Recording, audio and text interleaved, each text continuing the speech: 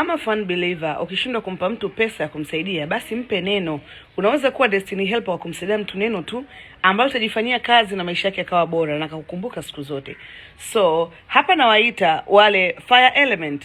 Namuita mwenye nyota ya Aries, namuita mwenye nyota ya Leo, na nawaita Sagittarius wenzangu. Kibali chetu ni cha juu sana. Inawezekana ukaongea katika hali ya kawaida kabisa ukaonekana umefoka. Inawezekana kabisa ukazungumza kitu cha kawaida ukaonekana umedharau. Kwa sababu gani? Kazi ya moto ni kuunguza. Moto una joto, moto una fukuto. So nyota hii nature au nyota hizi nature yake ni kwamba chochote utakachokifanya inawezekana kiwa ni kidogo, ila kwa walimwengu kitakuwa kikubwa kwa sababu ya aina ya nyota ulionayo. So kama umezaliwa kwenye kundi hili la fire element, nikizungumzia Aries, Leo na Sagittarius, jichunguze sana vitu vyako na kuwa na tahadhari, kwa sababu chochote unaweza kufanya watu wengine wote, lakini kwako wewe kikawa ni tatizo. Na hata kwenye mapenzi iko hivyo hivyo. Mwanaume anaweza kukukosea yeye, lakini wewe ukaonyesha reaction, ukaonekana mwenye matatizo ni wewe na sio yule mwanaume. Kwa sababu tu tuna asili ya kuonekana tuna viburi, tuna asili ya kuonekana tunajiamini kukuani kupitiliza, tuna asili ya kuonekana ni wakali, hata kama unaongea in a very polite way, utaonekana tu ni mkali. Hiyo ni nature ya uumbwaji. Naomba tuelewane vizuri. Sio nature kwamba eti mtu anajifanya, mtu hajifanyi, ndio asili yake ya kuzaliwa na kuumbwa kutoka tumboni kwa mama yake na Mwenyezi Mungu kibali alichompa. Kwa sababu tumepewa kibali cha kuwa kuwa wakubwa. Niseme hivyo.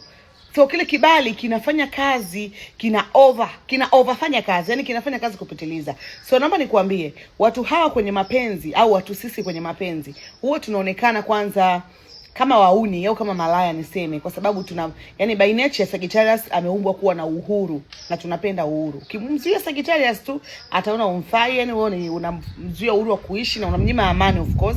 So mtaachana. Ukienda kwa Aries hivyo hivyo. Aries ni nyota ya kwanza katika ulimwengu wa kinyota zote 12.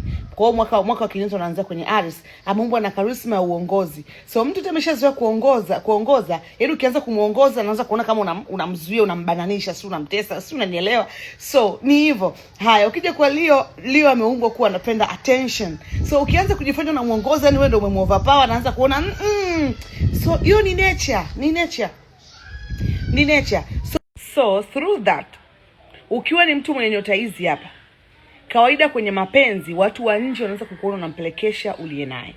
So kwa ambao tumejifanyia kazi, mara nyingi huwa tunapenda kulower our standards kwa ajili ya kumfanya mwanaume afeel comfortable, kwa ajili ya kumfanya mwanaume afeel wanaume. Kwa sababu sisi ni aina wanawake ambao, kwa upande wa wanawake, ni wanawake ambao tunapenda wanaume wenye wanaume. Tunazungumzia wanaume ambao wanajiamini, wanaume ambao wanatenda sio kuahidi. Ni nature ya hizi nyota. So kuna hawa aina wanaume ambao unakuta wana kila kitu. Then they have money, they have everything, niseme tu, ambao unajua kwa mwanaume ni kitu kama full package ya mwanaume. Lakini unamkuta tu mwanamke ukiongea ni anashindwa kujiamini. So kwa mwanamke mwenye akili anakuwa anajua udhaifu wake wa kinyota uko wapi. So anaamua kuishi maisha fulani hivi ili kumfanya binadamu mwingine ajisikie sawa. Naomba nikwambie, let's say mwanamke akaolewa na mwanamke ambaye ni Sagittarius, akaolewa na mwanaume ambaye ni Gemini. Yule mwanaume anakuwa maridhia, anakuwa msikivu, anakuwa anasikiliza. Ubaya wa Gemini, wana two face kama ilivyo nyota yao inavyoonyesha. Ni sura pacha, yani wana sura pacha, wana sura ya umu na kisogoni. So wanakuwa na kiuno fani vicha chini kwa chini. So Sagittarius kwa sababu ameumbwa kuwa na jicho la tatu limefunguka automatic kutokana na nature ya kuumbwa, ana usense ubaya na uadui wa ile nyota, lakini anaamua kulower standard kwa ajili ya kuruhusu ile penzi liendelee kuishi. Kwa sababu as a Sagittarius, kama kibali chako au umejifanyia kazi, yani tayari neema yako iko juu, maana yake ni kwamba huwezi kukaa kwenye mahusiano yoyote. Hiyo ni nature ya kuumbwa. Huwezi kukaa kwenye mahusiano yoyote. Kwa nini? Kwa sababu sisi tuna overlove, tuna overdo everything. So unajua overdo everything, ukija kuona usaliti uoga unaondoka. Na Sagittarius yani hata ukimsaliti umejificha pangoni. Yani ukaenda kufanya usaliti ni saa 8 za usiku, saa 12 asubuhi anakuambia ulifanya, kwa sababu ni nature. So and whatsoever ni kwamba hizi nyota by nature. Kuna mahali zinaamuaga kujifanya wajinga, lakini si wajinga. Like Sagittarius tunajifanya hatujui kila kitu. Kumbe tunajua kila kitu na tumeumbwa kujua kila kitu, kwa sababu ni nyota ambayo katika nyota zote 12 nyota ambayo imeruhusiwa kutembea zaidi duniani kuliko nyota zote. Na kutembea kwa ajili ya nini? Kwa ajili ya kujifunza kupitia masomo ya ulimwengu. Ndio maana Sagittarius anapitia mapito magumu sana kuliko nyota zingine zote, kwa sababu ameumbwa kuona uhalisia. Ila wengi wanashindwa kujifanyia kazi hapo.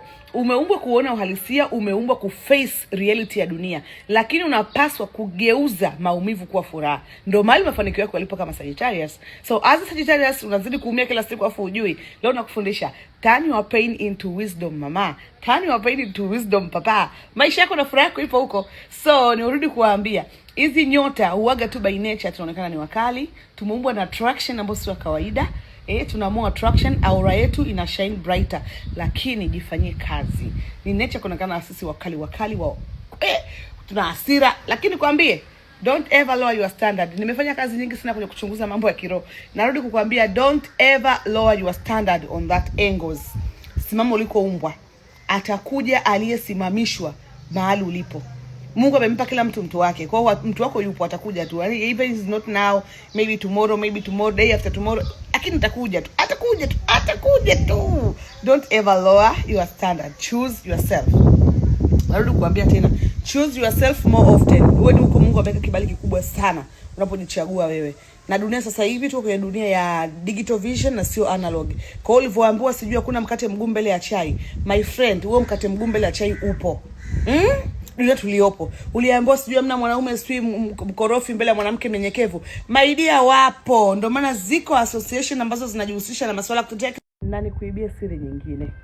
Kama wewe ni Leo woman, kama wewe ni Aries woman, na kama wewe ni Sagittarius woman, naomba nikwambie hiki kifanyie kazi. Ipo siku utakuja kukubali hapa. Hujaumbwa kusimama kutokana na misaada ya watu. Umeumbwa kusimama kwa miguu yako. Rudia nilichokuambia. Umeumbwa kusimama kwa miguu yako.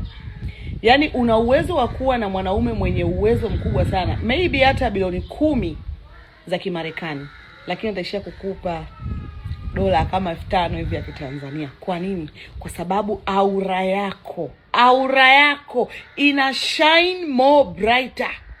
Yaani nyota yako inafoka. Yaani mtu anakuona kama una kitu kikubwa hata kama hakipo. Ile ukijifanyia kazi kinawasili chenyewe automatic kupitia mikono yako. So mafanikio yako yapo kwenye miguu yako. Mafanikio yako yapo kwenye mikono yako. Mafanikio yako yapo kwenye akili yako. Narudi kukwambia turn your pain into wisdom. Huko ndiko iliko success yako kubwa. Mafanikio ya maisha yako yapo huko. Na I'm a fan believer of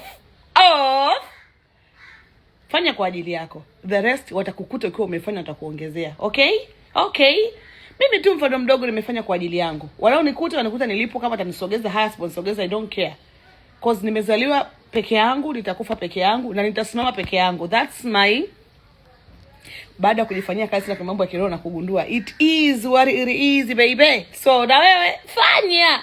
Yaani huwezi kupingana na nature. Nature inataka vitu viwili. Either ukubali kwamba ipo, ikubariki, au ubishe kwamba haipo, ikueleleze. Yaani the moment unasema hivi vitu havipo bwana, ndio the moment vinaanza kujishow up.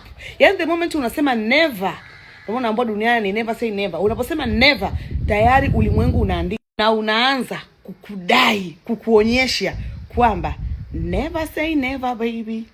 We are here. Never say never. I'm here. So sweetheart, never say never in this earth. Tupo sawa? Utakaposema tu bwana tufanye hamna, dunia itaanza kukueleleza, kwa sababu dunia haitaki kupingane nayo. Inataka uiache iflow na ujifunze kupitia maumivu yako yote utakayopitia. Ujue tu kwamba kila pito au kila jaribu lina mwisho wake, na kila jaribu lipo kukujaribu ili uwe imara. Cause Mungu hataki watu ambao wamelegelegea, watu ambao hawako strong. Ndio maana Sagittarius, Aries, Leo mnapitishwa kwenye moto mgumu ili muwe strong. Na the moment utakayokuwa strong tu, everything kinaanza kuja smooth. Utajiuliza, hivi nyota ya kweli ile ilikuwa na mbaga tangu mimi ni ya kupata mambo magumu ya kupitia vitu vingi. Utashangaa sababu things zitaanza kwenda different. So napenda mwana wakati mwema. It just a free lesson for today.